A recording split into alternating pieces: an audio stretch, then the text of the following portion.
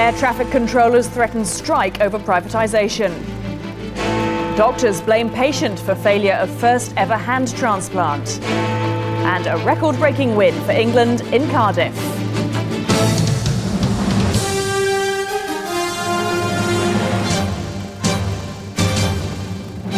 From ITN, the ITV Weekend News with Katie Darrow. Good evening. Air traffic controllers today threatened to take strike action unless the government changes its controversial plans to partly privatise the service. Their union says it will ballot its members unless ministers look at alternatives. The government's determined to press ahead regardless. Here's John Draper. The threatened industrial action is over the government's well-advanced plans to bring the private sector into the national air traffic control system.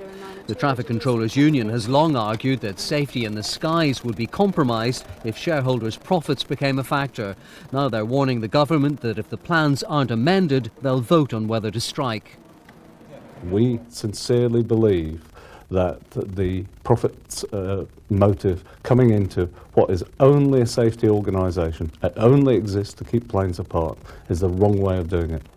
The government says air traffic will double over the next decade, and the public-private initiative is the best way of bringing in new investment. 51% of the service would be sold to the private sector. But opponents of the sale have been encouraged by what they see as the government's climb down on the London Underground after John Prescott announced changes to the public-private initiative on the Tube.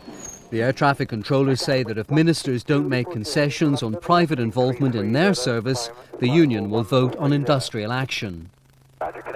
The government tonight took a tough line on the possibility of an air traffic control strike. A spokesman said that while union concerns would be considered, the public-private partnership was now an act of Parliament and the plans would go ahead. John Draper, ITN at the Department of Transport. Almost 40 tonnes of aid from Britain arrived in India this evening to help survivors of the earthquake.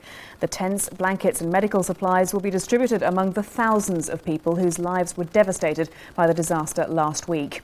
Juliet Bremner reports. Handouts are their only lifeline.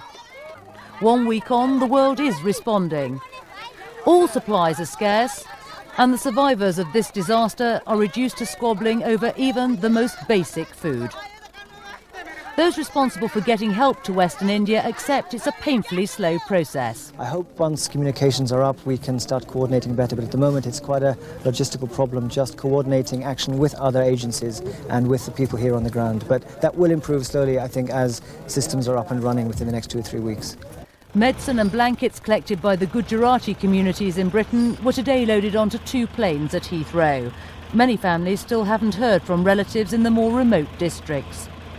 All the rescue team, they are concentrating on Bhuj side, but they have not explored any of the villages which our people live, and most of the followers from here, they are concerned. It's hoped that the emergency disaster appeal will eventually raise as much as £10 million. Charities want cash rather than food and clothes so they can buy locally and speed up the relief effort. Disaster on such a vast scale has clearly touched the British public. Within the first 24 hours, more than £3 million was pledged here at the Emergency Appeal Centre. Disease and starvation may be the immediate enemy, but this little boy has been born into a broken world that must be entirely rebuilt. Juliet Bremner, ITN. Food safety experts said today there was no need to ban German beef, despite BSE fears over recent consignments. Inspectors insisted they'd carry on checking all German beef after parts of the animal that can carry the disease were discovered in meat marked fit for human consumption. Doctors who carried out the world's first ever hand transplant operation firmly blamed their patient today after it ended in failure. 2.5 years after the original surgery, his hand has had to be amputated. Here's Ben McCarthy.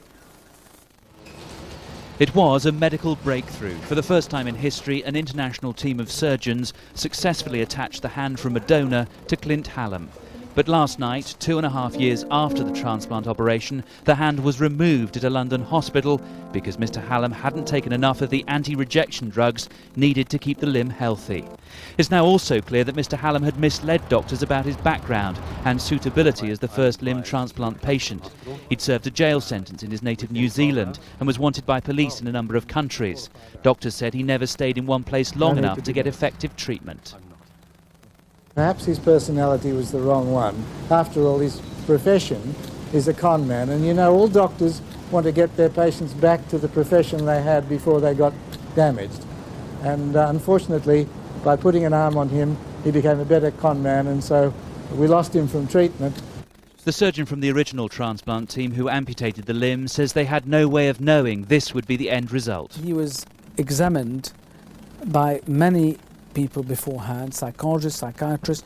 No one would have thought that that would happen. Mr. Hallam had asked for the hand to be removed, and now the operation's been carried out. He's said to be in very good spirits. Ben McCarthy, ITN. Sport, and England launched an emphatic defence of their Six Nations title today with a record-breaking win over Wales. They beat the Welsh 44-15, their biggest ever win in Cardiff. Peter Staunton watched the match. It was England's first experience of the Millennium Stadium. It didn't take them long to silence the Welsh voices in the crowd. Wilkinson's pass might have been forward, but Greenwood was on his way to a hat-trick of tries. Ian Balshaw had been a controversial choice for the first 15, but he did all the work leading up to Greenwood's second. The third and fourth were both down to the neat footwork of Matt Dawson. At 29-8, it was all over by half-time. But Welsh hopes that England might ease up were destroyed when Greenwood went on the rampage again.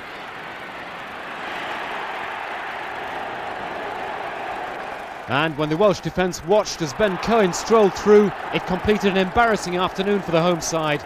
On this form, England's second title in a row looks like being a formality. Peter Staunton, ITN Sport. Ireland notched up their first win on the opening day for more than a decade with a comfortable victory over Italy. The Italians, who only joined the Six Nations last year, held their own in the first half and even rattled the Irish with 2 tries. But the visitors pulled away in the second half. Rob Henderson eventually scored a hat-trick after the Irish found their stride. The final score, Italy 22, Ireland 41. Football, Manchester United maintained their 15-point lead at the top of the Premiership after beating Everton. There were also home wins for Derby, Leicester and Liverpool, as well as for Manchester United. There were away wins for Aston Villa, Arsenal and Leeds, and the games at Middlesbrough and Tottenham were drawn. In Scotland, Rangers moved to within 6 points of leaders Celtic by beating Dunfermline. St Mirren also won at home. There was an away win for Motherwell, and the match at Dundee United was drawn.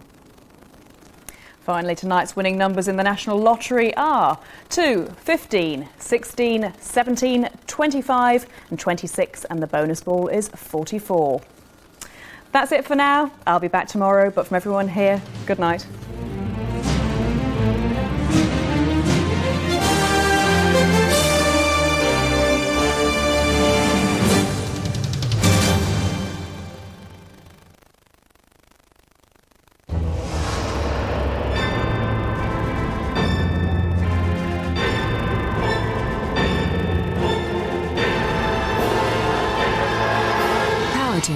Gas, electricity and telephone.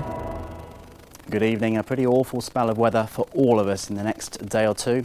Tonight we'll see rain spreading up from the southwest across many parts of England, Wales and Northern Ireland. At the same time, snow spreading across Scotland, turning to snow up over the higher ground of Northern England later on.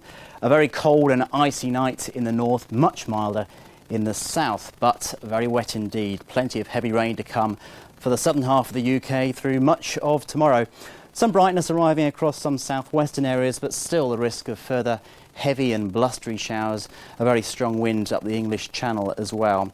But for the northern half of the UK, a very wintry scene. Spells of snow to come for many places. Some of the rain across Northern Ireland and Northern England turning to snow during the course of the day. The worst of the conditions up over the higher ground. A strong to gale force easterly wind drifting that snow in many places. Obviously it's going to feel bitterly cold. And over the next 48 hours or so, we'll see a high risk of destruction for the far northeast.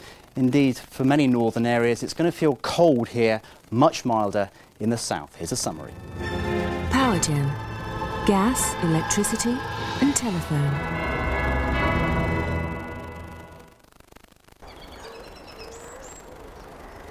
Central Weather, sponsored by Stay Bright Windows and Conservatories. The clear choice in any weather. Hello again. Well, an unsettled one for our part of the world this weekend, and next week is looking much the same as well.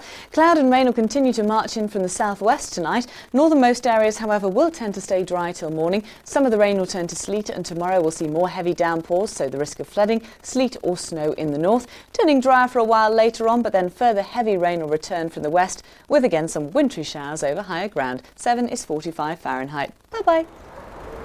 The Central 10-day weather line. 09063 66 60 66. The worst happens, but you fitted your child's car seat correctly. Or have you? 2 out of 3 are incorrectly fitted and offer no protection at all. Your child's seat may be one of them. A GMTV special next week.